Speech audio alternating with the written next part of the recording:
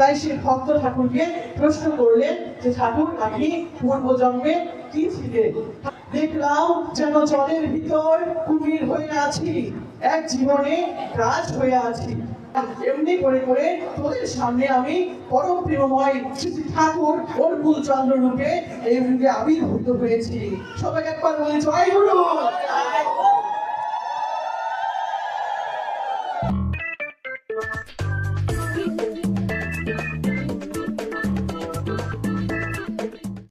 প্রীতি চালিয়ে আনে সব দেবতার বন্দনা।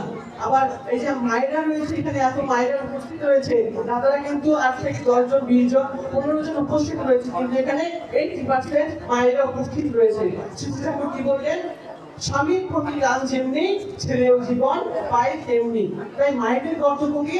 স্বামীদের প্রতি অনেক সেবা করা। আর শুধু শ্রী ঠাকুরই বলেনি, শাস্ত্রেও বলছে স্ত্রীণাং চপতির্বাণাং শুশ্রূষানুকূলতা, স্ত্রীণাং চপতির্বাণাং শুশ্রূষানুকূলতা তদ বন্ধুস্ত্বানুবৃত্তিশ্চ নিত্যম তদ্রূপ ধারণা। কি বলছে শ্লোকে? যে প্রকৃত নারী জীবনের ধর্মই হচ্ছে তার পতির প্রতি অনেক সেবা করা, প্রতিভক্তি থাকা, এবং তার যে সন্তানরা রয়েছে তাদেরকে সেই সেবা করা, এবং পতির সঙ্গে যাদের সম্পর্ক ভালো রয়েছে তাদের সেবা করা। এটি হলো স্ত্রীদের পরম ধর্ম, কিন্তু আমরা তা পালন করতে পারছি না। গতকাল যে সৎসঙ্গ হয়েছিল, এই যে রবি পিসির বাড়িতে যে সৎসঙ্গ হয়েছিল, তো যারা গতকাল দিনে গিয়েছিলেন তখন কিন্তু একটি প্রসঙ্গ এসেছিল। কি প্রসঙ্গ? শ্রী ঠাকুর পূর্বজন্মে কি ছিলেন। যারা গতকাল উপস্থিত হয়েছিলেন তাদেরকে বলেছিলাম যে আমাদের এই অনুষ্ঠানটি হচ্ছে খুব আকর্ষণ, কারণ সৎসঙ্গ সবসময় আকর্ষণ নিয়ে চলে। তাই সেদিকে গতকালকে বলেছিলাম যে আজকে যদি এখানে আসা হয়, সৎসঙ্গ হয়, তাহলে আমি সেই শ্রী ঠাকুর পূর্বজন্মে কি ছিলেন তা আমি বলবো। কারণ শ্রী ঠাকুর কি বলেছেন সে পূর্বজন্মের কথা। সেই এক ভক্ত শ্রী ঠাকুরকে গিয়ে প্রশ্ন করলেন, ঠাকুর আপনি পূর্বজন্মে কি ছিলেন? কারণ ওই যে শ্রীকৃষ্ণ শ্রীমদ্ ভগবত গীতার 4th অধ্যায়ে 5 নম্বর শ্লোকে বলছে, বহুনি মে ব্যতীতানি জন্মানি তব চার্জুনা তান্নিহম বেদ সর্বাণি নাস্ত্বং বেদ পরন্তব। কি বলছে?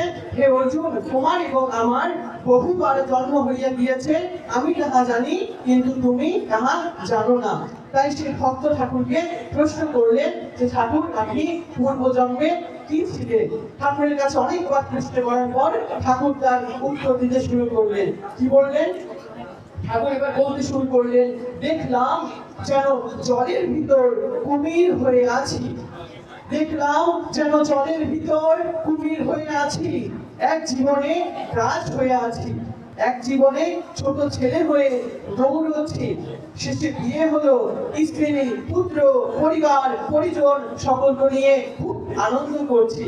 তারপর দেখলাম ধীরে ধীরে আমি বেরিয়ে আসছি, আমার দেহটা ভরে রয়েছে, সবাই খুব কান্নাকাটি করছে।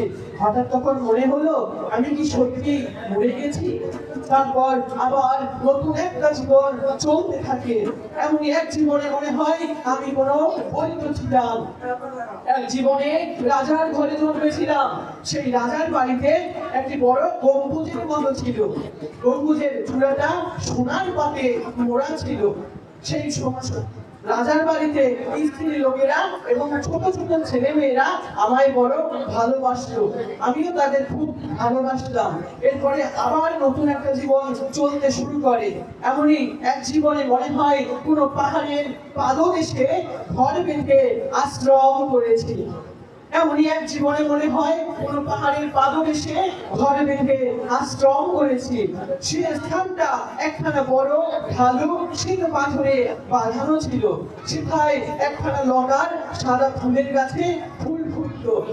সেই পাহাড়ের গা দিয়ে এক ধার দিয়ে ছোট ঝর্ণা বয়ে যাচ্ছে। এমনই করে করে শেষে এই জীবনে এসে পৌঁছেছি। আর এই জন্মের কথা তো সব মনেই আছে। দেখলাম এক আলোক ধারা হয়ে আমি সূর্যের ভিতর নেমে এসেছি। সূর্যের ভিতর পৃথিবীর মতোই ঠান্ডা অনুভব করলাম। কি বলেছেন শ্রী ঠাকুর? দেখলাম এই পৃথিবীর সূর্যের ভিতর পৃথিবীর মতোই ঠান্ডা অনুভব করলাম। সূর্যের ভিতর যেসব জীব রয়েছে তাদের ভাব আর পৃথিবীর জীবের ভাব সম্পূর্ণ পৃথক। কি বলেছেন? সূর্যের ভিতর যেসব জীব রয়েছে তাদের ভাব আর পৃথিবীর জীবের ভাব সম্পূর্ণ পৃথক। তাদের সঙ্গে এখানকার কোনো প্রকার কমন অবজেক্ট না থাকায় তারা যে কি রকম তা এখানকার মন নিয়ে বলা কঠিন। আসার সময় সে সূর্যের ভিতর দিয়ে কত গ্রহমণ্ডলের গ্রহ উপগ্রহ দেখছি, সেখানে দেখছি পাহাড়ের জ্যোতিকণা অনবরত চারদিকে বিকীর্ণ ও বিচ্ছুরিত হচ্ছে। সেগুলোকে দেখে পজিটিভ মনে হলো, কারণ তারা যেন সবই জ্যোতিকণা অনবরত চারদিকে বিকীর্ণ ও বিচ্ছুরিত হচ্ছে। আসার সময় কত গ্রহ উপগ্রহের কথাকার অধিষ্ঠাত্রী দেব দেবতারা আমায় কত স্তুতি করছিল। তাদের শুনে, তাদের সেই স্তবস্তুতি শুনে আমার যেন তাদের ফিরে আসতে ইচ্ছে হচ্ছিল না। আসার সময় আবার একটি জায়গায় দেখলাম 5টি তারা। একটু মনোযোগ দিয়ে শুনুন দাদা ভাইরা, কি বলেছে শ্রী ঠাকুর? তন্মধ্যে একটি জায়গায় দেখি 5টি তারা, একটি কেন্দ্রে অবস্থিত আর 4টি একবার সেই কেন্দ্রের নিকটবর্তী হচ্ছে, আবার সেই কেন্দ্র হতে দূরে সরে যাচ্ছে। নবমণ্ডলে সকল গ্রহই তাদের স্ব সূর্য কেন্দ্রের চারদিকে অনবরত ঘুরে চলেছে, কিন্তু কেবল এইখানে তার ব্যতিক্রম দেখলাম। সেই গ্রহগুলি যখন কেন্দ্রের নিকটবর্তী হচ্ছে তখন তাদের রং হচ্ছে লাল, এবং যখন কেন্দ্র হতে দূরে সরে যাচ্ছে তখন তাদের রং হচ্ছে নীল। এমনি করে করে আমি আসলাম এবং মাতৃগর্ভে হলাম।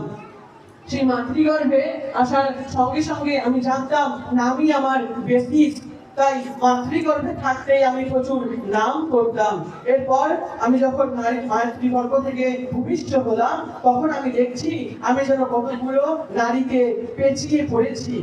আমি দেখছি কতগুলো নারীকে যেন আমি পেঁচিয়ে পড়েছি। সেই নারী যখন কাটা হলো, মা যখন সেই নারীর জায়গায় আমাকে গরম সেক দিতে আমার খুব কষ্ট হতো, আমি কাঁদতাম। এমনি করে করে আমি প্রথম হাঁটা শিখলাম। আমার বাড়ির পাশে একটি শেফালি গাছ ছিল, সেই গাছ ধরে ধরে বেয়ে বেয়ে আমি উঠতাম। আমার ছোটবেলায় একটি লাঠি হাতে করে বহন করে বেড়াতে খুব ভালো লাগতো, তাই সকলে আমায় আদর করে গাড়োয়ান বলে ডাকতো। আর এমনি করে করে তোদের সামনে আমি পরম প্রেমময় শ্রী ঠাকুর অনুকূল চন্দ্র রূপে এই যুগে আবির্ভূত হয়েছি। সবাই একবার বলে জয় গুরু।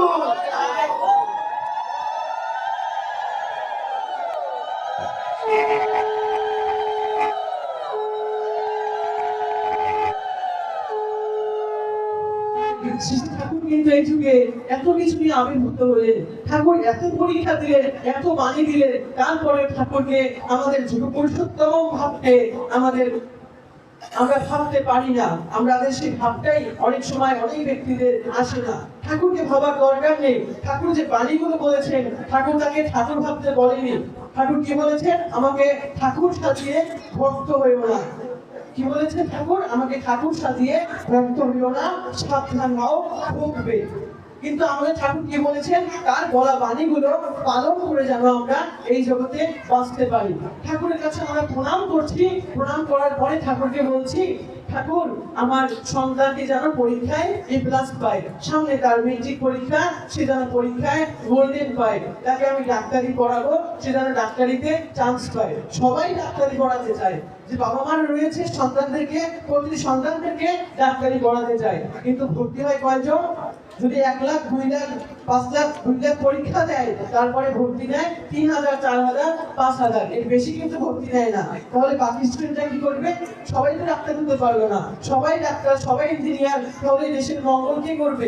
তাহলে তার দেশে কোনো রুগী থাকবে না। কিন্তু শ্রী ঠাকুরের কাছে আবার বলছি, আমার স্বামী যেন ভালো থাকে, আমি যেন আমরা ঠাকুরের কাজ করতে পারি, এটা শুধু মুখে মুখে বলছি, কিন্তু আবার বাড়িতে গিয়ে আর ঠাকুরের কাজ করছি না। শুধু নিজের জন্যই আমরা কত কিছু চাই, কিন্তু একবারও কি বলেছি ঠাকুর তুমি ভালো থাকো? করব।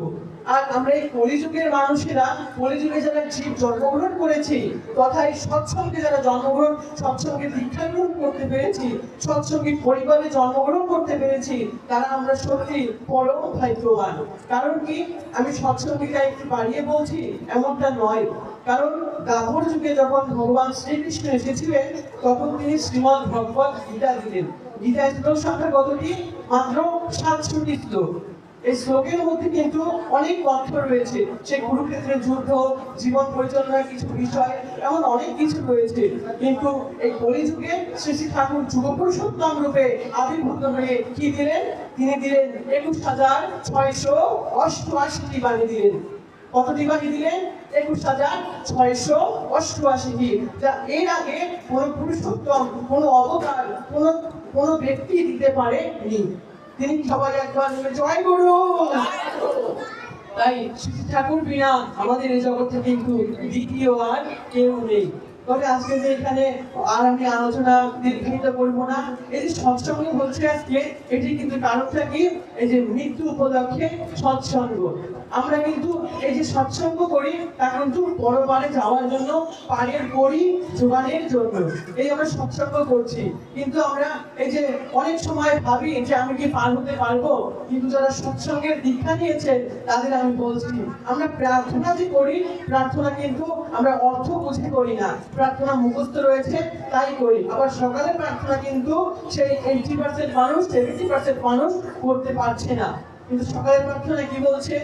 আদি অনাদি যুগদি অনাম সন্ত স্বরূপ স্মর নিজ ধাম, আয়ে ভব জল নাও লাগাই মানুষে জীবন লিয়া চড়াই। কি বলছে? আদি অনাদি যুগদি অনাম শান্ত স্বরূপ স্মর নিজ ধাম, অর্থাৎ সেই সন্ত স্বরূপ, সেই ব্যক্তিত্বরা তাদের ধাম ছেড়ে, তাদের নৌ লাগাইয়া, মানে এই নৌকা লাগিয়ে আমাদের জন্য অপেক্ষা করছে। নাও ভব জল লাগাই হামছে জীবনা লিয়া চড়াই, আমাদের নৌকা চড়ানোর জন্য তারা অপেক্ষা করছে। আর শাস্ত্রে কি বলছে? সেই শ্রীমদ্ ভাগবতের 10ম স্কন্ধের 51 অধ্যায়ে 54 নম্বর শ্লোকে মুচুকুন্দ স্তুতিতে বলছে, ভববর্গ ভ্রমত যদা ভবে জনেস্য কারিভূত সৎ সমাগম, ভববর্গ ভ্রমত যদা ভবে জনেস্য কারিভূত সৎ সমাগম, সৎসঙ্গমে ইয়ার্হি তদৈব সৎগতু। কি বলছে শ্লোকে? মানব এই অনাদিকাল থেকে আদিকাল পর্যন্ত সব সময় এই জন্মমৃত্যু রূপ সংসার চক্রে ঘুরে চলেছে। যখন তার রূপ ধারণের সময় হয়, যখন তার মুক্তির সময় সমাগত হয়, তখন সেই ব্যক্তি সৎসঙ্গ লাভ করতে সক্ষম হয়। তাই দাদা মায়েরা, আমাদের কিন্তু সৎসঙ্গ লাভ হয়েছে। যারা আমরা দীক্ষা গ্রহণ করতে পেরেছি, এই কলিযুগে জন্মগ্রহণ করতে পেরেছি, সকলে কিন্তু এই সৎসঙ্গের কোনো না কোনো ভাবে আশ্রয় আমরা হয়েই করছি। তাই আশ্রয় আমাদের কখন হবে? যখন আমরা শ্রী ঠাকুরের আদেশ পালন করব। আর এখানে আমার পিতৃদেব উপস্থিত রয়েছে, তার সামনে আলোচনা করা এবার ভাগ্যের ব্যাপার। কারণ তিনি 30 বছর ধরে নিজের জীবনটা এই ঠাকুরের কাজ করার পিছনে উৎসর্গ করে দিয়েছেন। তার কথা শোনা মানে ঠাকুরের কথা শোনা, আর শুনলেই শুধু হবে না, আমাদেরকে পালন করতে হবে। তাই সকলে ভালো থাকবেন, সুস্থ থাকবে। এখানে যারা উপস্থিত হতে পারেছে, যারা উপস্থিত হতে পারেনি, এই যে আজকে যে মায়ের যে মৃত্যু বার্ষিকী পালিত হচ্ছে, সেই মা যেন তার আত্মা শ্রী ঠাকুরের আশ্রয় পায়। সেই উচিতপুরে যে বাড়ি করেছেন, নতুন জমি কিনেছেন, সেও যেন ভালো থাকে, তার জমি নিয়ে ঠাকুরের কাজ করতে পারে। তাছাড়া এখানে যারা উপস্থিত হয়েছে সকলে ভালো থাকবে। সকলকে জানাই আনন্দিত জয় গুরু।